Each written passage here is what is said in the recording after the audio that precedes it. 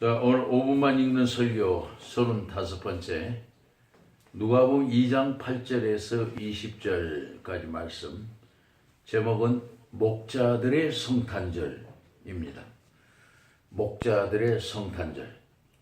자, 누가복음 2장은 언제 들어도 흥분되는 구주 성탄이 있어서 유명합니다.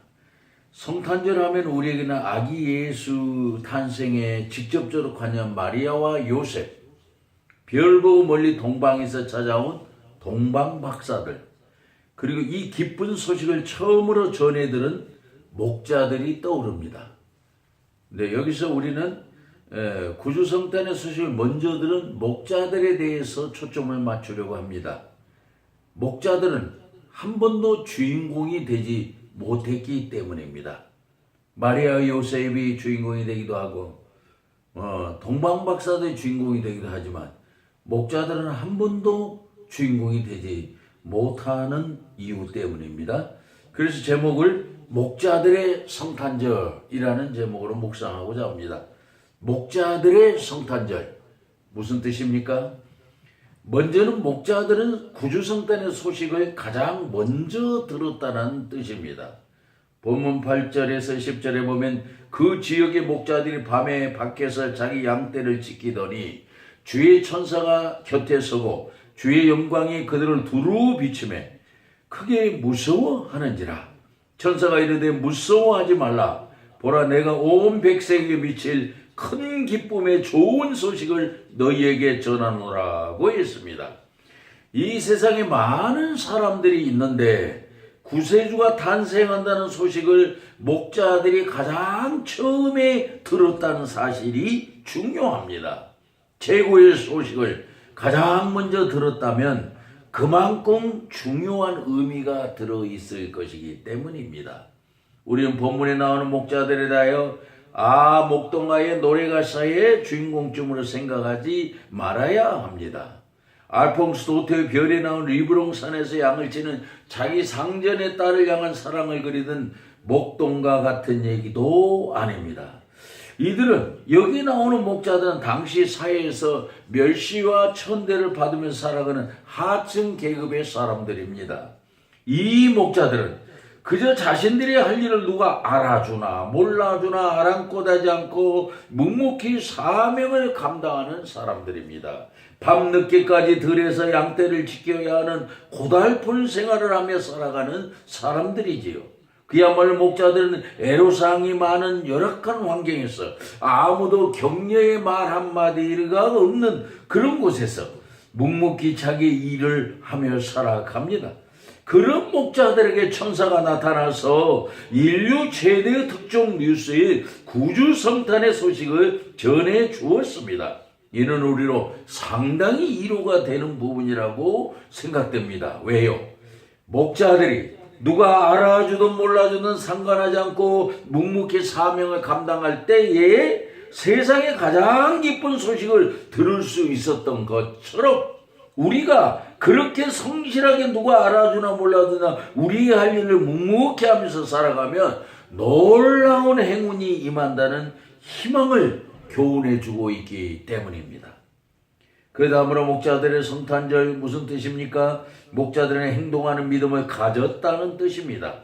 천사들이 구주 성탄의 소식을 목자들에게 전하고 하늘로 올라간 후에 목자들은 가만히 있지 않았습니다. 15절에 천사들이 하늘로 올라가니 목자가 서로 말하되 이제 베들레헴으로 가서 주께서 우리에게 알리신 바 이루어진 일을 보자 하고 말하면서 빨리 가서 마리아 요셉과 구유에 놓인 아기를 찾았습니다. 빨리 가서라는 단어는 지체함이 없이 곧바로 행동으로 옮겼다는 뜻입니다. 그리고 가서 본다는 말은 이론도 연구도 아닌 모두 행동을 나타냅니다. 여기에서 우리는 목자들의 행동하는 믿음을 보게 됩니다. 실로 목자들은 예언의 말씀을 받아들이고 지체함이 없이 곧바로 베들레헴으로 찾아갔기 때문입니다. 단순히 놀라는 호기심만으로는 목자들이 일터를 버리고 베들레헴으로 이동하기 어려울 것입니다. 아마도 목자들은 그 악조건의 환경을 오직 하나 예언자를 통하여 약속하신 메시아를 대망하는 기다리는 마음으로 인내의 마음을 가지고 극복하며 살아왔음이 틀림없습니다. 그런 그들에게 천사가 전한 구주성탄의 소식이야말로 가슴이 뛰는 기쁨에 살아있는 체험이었을 것입니다. 이것은 그들에게 기대하던 바람과 소망이 이루어진 가슴이 벅찬 소식이요 감격이 되었기 때문입니다. 그리고 믿음의 원리에서 보면 행동하는 믿음을 가졌기 때문에 목자들에게 믿음의 체험이 가능했을 것입니다. 이것은 다른 것이 아니라 행동하는 믿음을 가진 사람들이 하나님의 놀라운 축복을 체험한다는 교훈을 주고 있는 것입니다. 이는 그 옛날에 파스칼이 아브라함의 하나님, 이삭의 하나님, 야곱의 하나님은 과학자나 철학자의 하나님은 아니다라고 말한 바로 그 체험적 신앙을 일깨우는 중요한 교훈일 것입니다. 마지막으로 목자들의 성찬절 무슨 뜻입니까? 목자들은 하나님께 영광을 돌리는 믿음을 가졌다는 뜻입니다.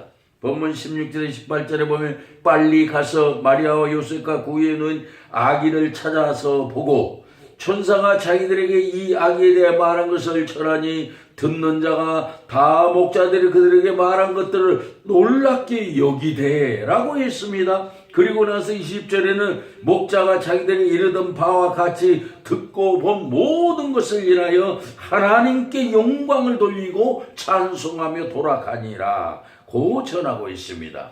목자들이 예언의 현장을 찾아가서 예언이 이루어진 사실에 대하여 확인하고 듣고 보았던 모든 것을 인하여 하나님께 영광을 돌리는 태도를 취했습니다. 목자들이 현장을 찾아서 확인하고 취한 행동이 우리에게 큰 시사점을 주고 있습니다. 목자들은 그 엄청난 사실을 확인한 장본인들이었지만 그것을 자신들이 유명해지는 기회로 삼지 않았기 때문입니다. 자신들 특정 뉴스를 전한 주인공으로 떠들어대지도 않았습니다. 그들은 오로지 그 일을 이름으로 그들의 능력을 과시하는 이름을 떠든 것이 아니라 오직 주님만 높였습니다. 이것은 지극히 중요한 무언가를 우리에게 다시 일깨워주고 있습니다. 무엇입니까? 목자들의 행동에서는 하나님께만 영광을 돌리는 믿음의 행동이 높이 드러나고 있다는 사실입니다. 이것은 우리가 어떤 일을 하든지 간에 오직 하나님께만 영광을 돌려야 한다는 교훈입니다. 가는 인생의 길에서 저와 여러분이 목자들이 가졌던 믿음을 소유하여 하나님께 영광을 돌리고 놀라운 축복을 체험하는 기적의 주인공들이 되시기를 바랍니다. 기도하십시다. 주님, 우리도 구주성탄의 소식을 가장 먼저 들은 목자들처럼 언제나 묵묵히 사명을 감당하게 하소서. 듣고 지나치는 것이 아니라 행동하는 사람들이 되게 하소서. 그리고 주님의 일을 이룰 때마다 나는 없어지고 주님의 이름만 높이게 하소서. 목자들 같은 믿음을 가진 사람들에게 반드시 복을 내리시는 예수님의 이름으로 기도합니다. 아멘.